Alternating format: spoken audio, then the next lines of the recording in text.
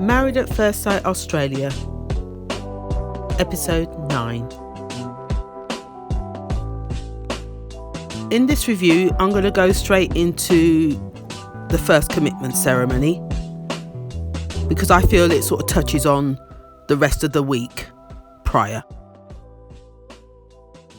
Our first couple on the sofa were Belinda and Patrick. When I look at these two, I see a couple that were meant for each other. There's a little quirkiness about Patrick that I like. When he was speaking to one of the matchmakers in Spanish, I thought, oh, hola, ¿cómo está? Yes, I understand that. I know what that means. Just by him doing that, you can see he's well invested into this experiment. He really wants to get the most out of it. Then he goes on and says something about, what did he say at the wedding? Holy moly guacamole. Yeah, that term. Never heard it before, but like I said, he's just a little quirky, little funny at the same time. Then he turns around and interprets something about, this means you bloody ripper. Something like that he says. I think, oh God, Patrick, you're making me die. But there's something funny about him. Yeah, it works. With Belinda, she's slightly more on the shy side, but yeah, he's going to get more out of her. He will in time. Patrick did talk about the honeymoon and how he pulled back at the honeymoon, and he found it quite overwhelming, the whole situation. Whilst Belinda was very much thinking, I don't know what I've done wrong. Have I done something wrong for him to behave this way? And I think both of these two are very similar because they do overthink. He does it a lot, then she pulls him back. Then she does it, then he pulls her back. Yeah, so the to and fro seems to work for the two of them. Don't worry, they'll find their language that works for them in time.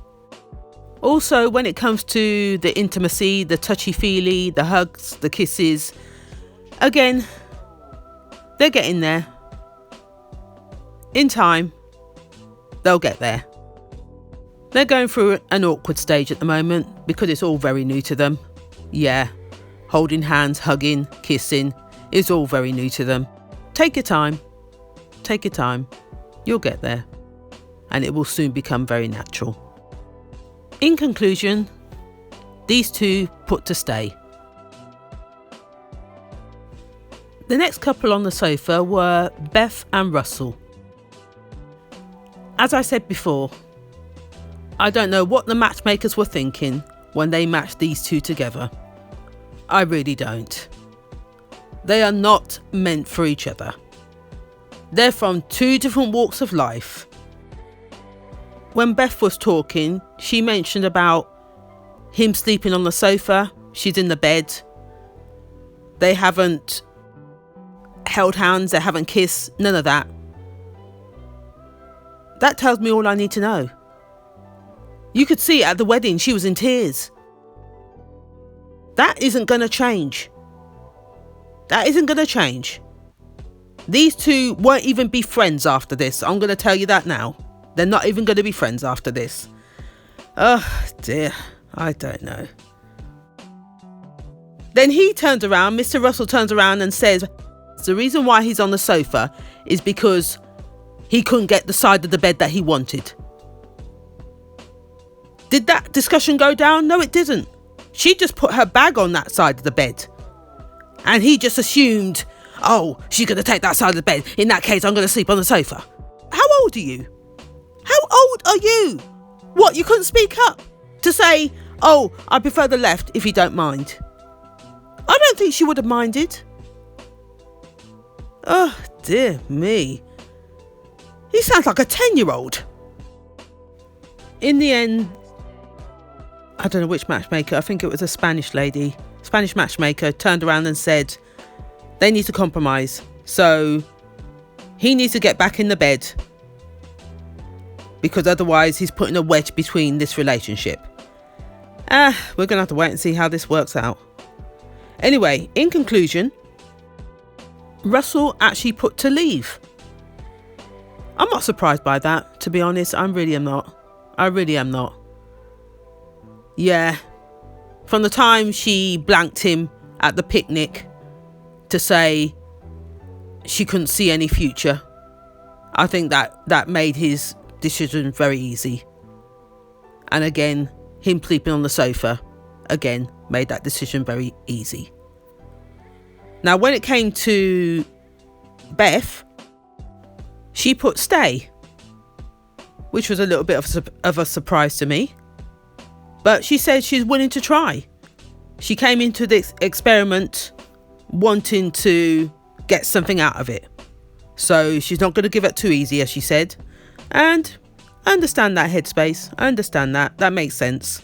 So she'll go a little longer, but I still don't see the romance. I can't see that changing. But a big but. We're going to have to wait and see. Our next couple on the sofa were Beck and Jake. Now, I'm going to say it again. My opinion of her hasn't changed. I can't stand her. She sits there all prim and proper. Miss Sourpuss face. Miss Sourpuss. Sits there like butter wouldn't melt. Like Jake's lady friend at the wedding reception said, she's going to be hard work. High maintenance. Yes, you should have listened to her. First of all, when they were asked how it was going, it was Beck that spoke first. To cut a long story short, we're not even on a friendship level. That's exactly what she said. I'm thinking to myself, hang on. How can you say that? You're not even on a friendship level. That to me sounds absolutely crazy. I don't know where her mind's at. This one is hard to please. And to be honest, I would have fallen at the first hurdle.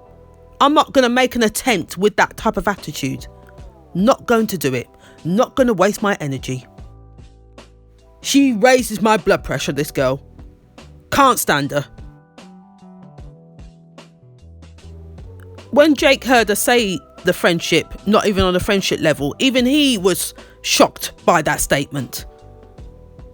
He was thinking, well, I thought we were. Absolutely flabbergasted he was. He also turned around and said that he found her quite rude. She'd also called him boring. Oh, this girl. I can't with her. I can't. Thereafter, Beck did start talking about how she felt objectified at the wedding and how he shoved his tongue down her throat. She's a liar. I'm telling you now, when you see it back, she's a liar. He did nothing of the sort. Nothing of the sort. Barefaced lie. Even when she was speaking with her group of girls earlier that same day with the commitment ceremony, she was telling the same story about how he shoved his tongue down her throat. She's a liar. Oh, I can't stand people like her. Can't do it. Jake then went on to say how she doesn't show him any type of affection, no care, no holding hands, no hugging, no kissing, nothing of the sort. And he is that type of person, a touchy-feely type guy. She shows no compassion. Oh. The sourpuss, Miss Sourpuss. I've got no other name for her. I can't call her anything else. I'm not even going to call her Becky. Not going to call her Becky. She's going to be known as Miss Sourpuss from now on. Jake also mentioned that the other day she described him as sucking the life out of her. Oh my God. No, you're sucking the life out of him. You're sucking the life out of him, Miss Sourpuss.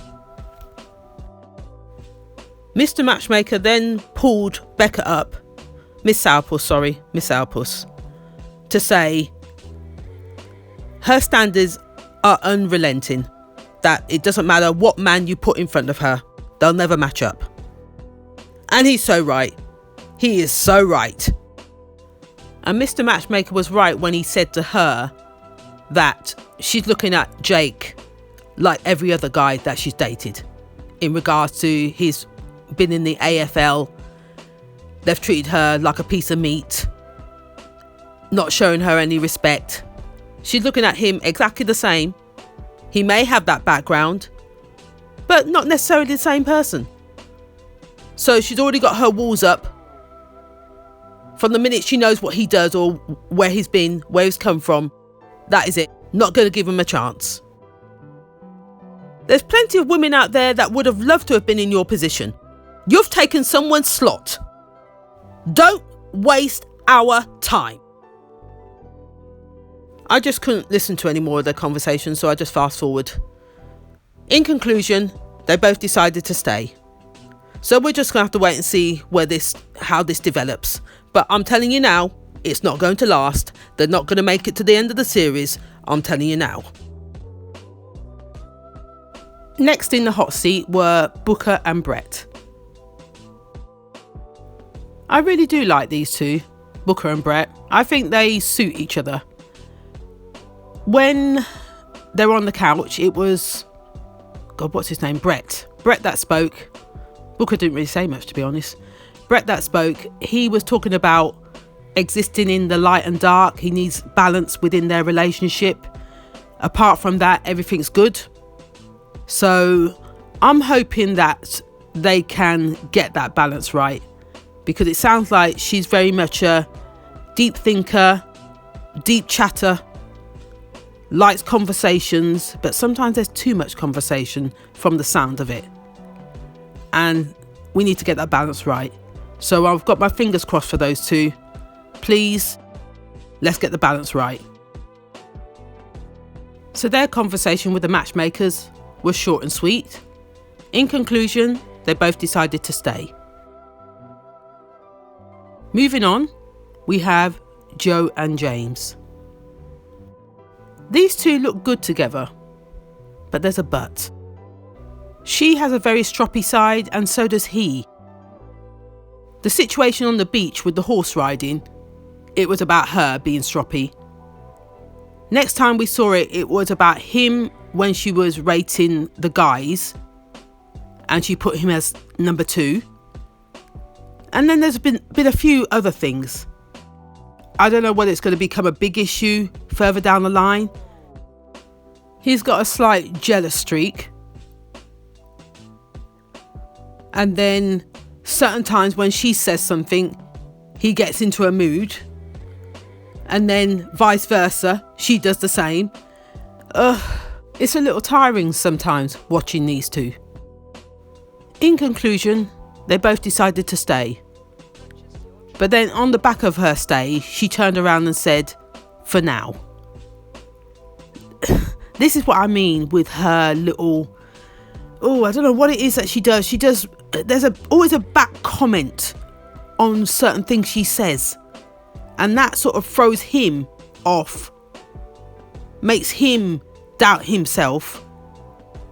And then she wonders why he's in a mood. I can't get it. This is messy. I can't see it long term. I can't see this long term. So that's my prediction on those two. Next in the hot seat, we have Melissa and Bryce. When these two first sat on the couch, Bryce was saying that their relationship was quite easy and comfortable.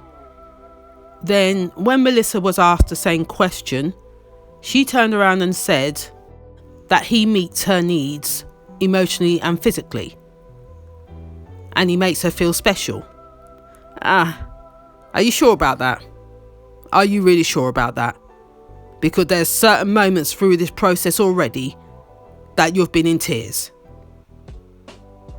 So how is he making you feel special? It was at that point that Mel the matchmaker turned around and said, that sounds almost perfect. But is it? As I said, not sure about this. For as far as I can see, he doesn't seem to have a filter. He can be very obnoxious sometimes. I can see he is caring and all of that, but sometimes the way you put things really does throw me.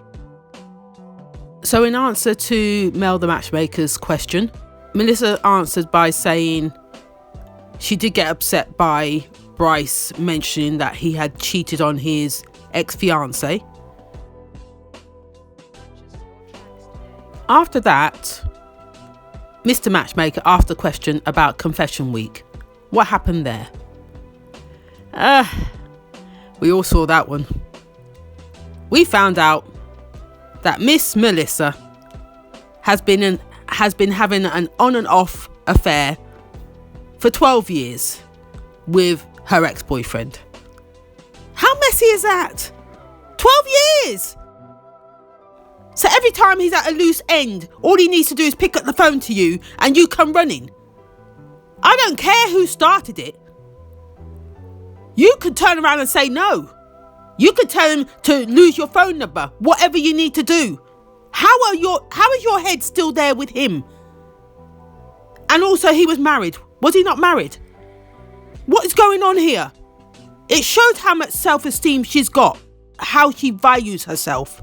It shows a lot in just her behaviour. Oh dear. And at the same time, she's sitting there like butter wouldn't melt. But also pointing the finger at Bryce for his misgivings. So for the past 12 years, where we thought she was not with anybody, not in a relationship, she was in a situationship or friends with benefits situation. What a bloody mess. Now it makes sense why her self-esteem is low. Now it makes sense. The rejection after rejection after rejection. What the hell? You let this man do this to you. How did you let that happen? Oh my goodness me. Now it makes sense. Her relationship with Bryce. She takes it all. She doesn't say a word. She just puts up. Ugh. This is painful to watch. And you can see her squirming in her seat with the embarrassment of it all. Absolutely looking like a mug. Oh God, how humiliating. Alexandra, the matchmaker, did turn around and say to Bryce that you come across very judgmental when it comes to Melissa revealing her past. And he had to agree. He did turn around and said, yes, I've had 31 years of being judgmental. And then he backed that up by saying that if he was to see Melissa at a bar, she wouldn't be somebody he would approach. He actually had the balls. He had the nerve to say that. We heard it earlier in the series somewhere, him saying that. But he actually blatantly, in front of everybody there, said exactly the same thing. How this man is so brazen is beyond belief. The rest of the group was just in shock that he even came out with that. Absolute shock. Mr. Matchmaker then asked Melissa how she felt about what he had just said. Of course, she's still singing his praises.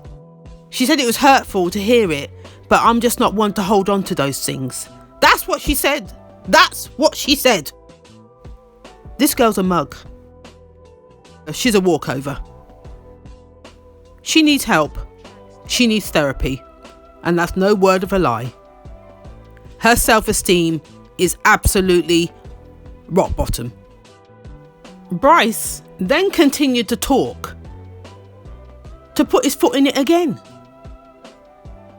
saying how she's very close to what I'm looking for, but there's one thing that's missing. She hasn't got blue eyes. Did you just hear what I just said? She hasn't got blue eyes. She's a very close second, but she's missing one feature. She hasn't got blue eyes. This guy's a dickhead. Even the matchmakers were shocked by what he had to say. Even they were in shock. Dear. Anyway, in conclusion, they both decided to stay. Moving on, our next couple in the hot seat were Alana and Jason. The first question these two were asked was, how's it going? Jason answered that question by saying, yeah, we're doing very well. That was virtually the gist of it. But then Mr. Matchmaker asked Alana the question. She had a different view on it. She turned around and said, generally they're good. Generally. But when it comes to communication, there's none of that. He lacks communication. And she also said she's not too sure how seriously he's taken this marriage. Not too sure he's ready to settle down. Those were her words. While she was saying that, you could see Jason's face. Dry mouth, didn't know what to do with himself, licking his lips. He reminded me of Josh out of Married at First Sight UK. Another Josh, Mr. Player. The sex is good, but there's nothing else going on. And when Jason was asked the question whether he was ready to settle down, he said, yeah, I'm ready to settle down. I'm too old to be going out every weekend. Let me tell you, age has nothing to do with it. Age has nothing to do with it. Is your mind ready? As far as I'm concerned, yours isn't. They were then asked how the intimate side of their relationship is going. No problems there. No, they were both smiling their heads off. But as Alana did say, I do wonder whether that's just a band-aid for what's really going on. Oh yes, girl. You hit the nail right on the head. That isn't going to solve things. No, it's not. Not in the long term. Alexandra, the matchmaker, said exactly the same thing. I totally agree with her. So I'm hoping that Alana doesn't get caught up in the sexual side and forget why she's here. Mr. Jason can do what he wants. If he's going to play games, let him play games. Just you remember why you're here. So on that note, in conclusion, they both said they're going to stay. The next couple in the hot seat were Sam and Cameron. As we all know, these two have had their problems. From the honeymoon, where they both went their separate ways at the honeymoon. I think he left her, if I remember rightly. And they ended up in separate rooms when they came back to the experiment. They came to the dinner party separately. Yeah. It's been a mess. It's been a mess. But since then, they've gone out golfing together. Yeah, that's what they did, golfing. Just the one day. Sam's thinking everything's all good. We're heading in the right direction. Mr. Cameron, however, has a different thinking on this. He's not too sure whether it's going to work at all. Dear, this is painful. I don't even know what to say about these two. From the time the talk about the one night stands came up, it's been hard to mend. There just doesn't seem to be any coming back on this. Oh dear. He's saying that the communication is hard with her now. At the beginning it flowed, but now he's finding it hard for the conversation to flow. With everybody else in the group, he has no problem talking. But with Sam now, it's hard work. Fast forward, when making their decision, Sam turned around and said she'd like to leave. Yes, she said she wants to leave. And then Cameron turned around and said he wants to stay. Because as far as he's concerned, he's always running away, as he says, from situations. So in this experiment, he wants to stay. He's also agreed to move back in. Yes, to move back in. And then they hugged it out. That was a shocker. But is he staying for the right reasons? As we already know, we can see there's some sort of spark between him and Coco. So I'm wondering, is he staying for the right reasons? Well, we're going to have to wait and see. Last but not least, our last couple in the hot seat were Coco and Sam. As you can see, these two were sitting at either end of the sofa. The reception there was already frosty. Then Mr. Matchmaker asked how they were doing. Sam turned around and said to Coco, "You can take this." Coco said, "No, the floor's yours." Ah, yes, this isn't looking good already. Sam simply said, "We've been through a bit," and that Coco's been feeling rejected. And that's when Mr. Matchmaker came in and asked the question to Coco, in what way? She corrected what Sam had just said by saying, "I don't feel rejected, I feel disrespected and constantly torn down." He then asked in what way, and to be honest, the list was too long for me to even name all that she said. It was just long. As she said, she walked into this experiment very confident, with her head held high. But to have someone to put her down every day throughout this experiment has weighed on her. It's weighed on her. And then he turned around and said, "Wow," as in to say, "You're exaggerating." She's not exaggerating. She's not exaggerating. Mr. Sam is a sadist. I don't even know what names to give him. I don't know what the right term is for him. He's just not normal. I'm going to say it like that. He's just not normal. He has there's no empathy, nothing going on there. Oh, he's a nasty piece of work. She even pointed out, look at him. The snorting, the rolling of the eyes, the yawning when I'm talking. We saw that earlier in one of the episodes where she was spilling her guts out about her truth or whatever it was. And he was yawning through the whole of her talking. That is absolutely disrespectful. He's not interested in her. Any woman that gets with him, you know what? You're going to need some tough skin. This guy is something else. Sam actually found it very hard to hear what she had to say. He actually said that. This is pretty hard to hear. He can't see himself. He really can't see himself. Mr. Matchmaker asked him, "What do you think the fundamental problem is with this relationship?" He turned around and said, "She's too full on, too much in your face, too in depth." Those were the words he used. And her telling me that I put her down, he really cannot see himself. This guy is absolutely blind. I can't believe I'm actually watching this. And he really cannot see himself. Oh my goodness, this is absolutely gobsmacking. It was at this point that Mel the Matchmaker had to intervene. She said, "I can't sit here and watch this." She said, "Do you have an awareness of how your body language comes across?" He actually turned around and said, from his point of view, he feels like he's being attacked. He actually said that.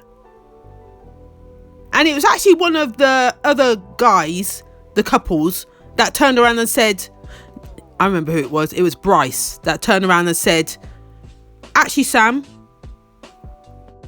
looking at you from here, you look like a dickhead."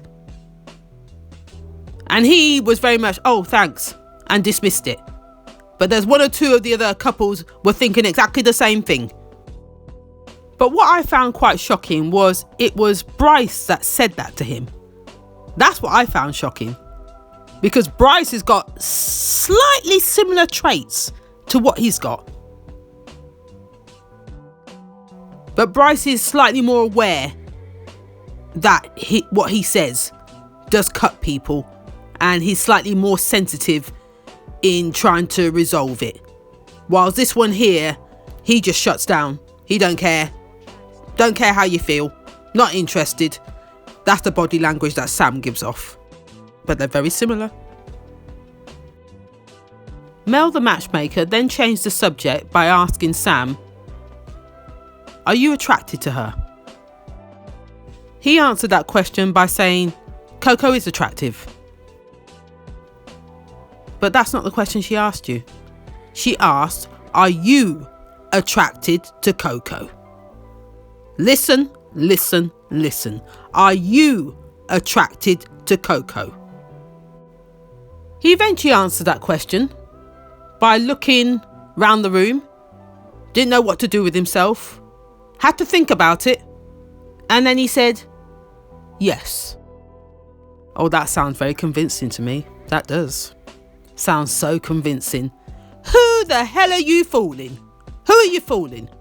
You ain't fooling me. And again, it was Bryce that put his 2 pennies in by saying, "You ain't fooling me." I'm thinking, hang on a minute. You're the same one that belittles your wife, Melissa. You don't find her as attractive because she doesn't have blue eyes. She's got the blonde hair that you want. But at the same time, I'm seeing double here. I'm seeing 2 people with the same traits. Anyway, I'm not going to continue anymore with Sam. I'm tired of him already. He just makes me cringe, just his behaviour. Anyway, fast forward. In conclusion, Coco decided to leave, and Sam actually put stay because he thought there was hope. Yes, he actually thought there was hope. This guy hasn't got a clue about relationships. Not one clue. It ended with her crying. Then he walked out because he just needed to get away. I can't do this, he says. This is out of control, he says. I can't speak. This guy, I've got no words for him. I have no words. It was shortly after that he came back in. Then Mr. Matchmaker told him what they need to do for this week in regards to try and make it work. Let's get back on a friendly tip at least. Be more friendly with her. And before the man could even say, "Go back to your seats," Mr. Sam turned around and said, "Are we done?" Oh my God, this guy. Oh, I have no words. Oh, never met anyone like him. And I wouldn't want to come across anyone like him. For that is not the company I keep. So I'm going to leave it here. If you like what you've heard, please like, comment and subscribe. Till next time.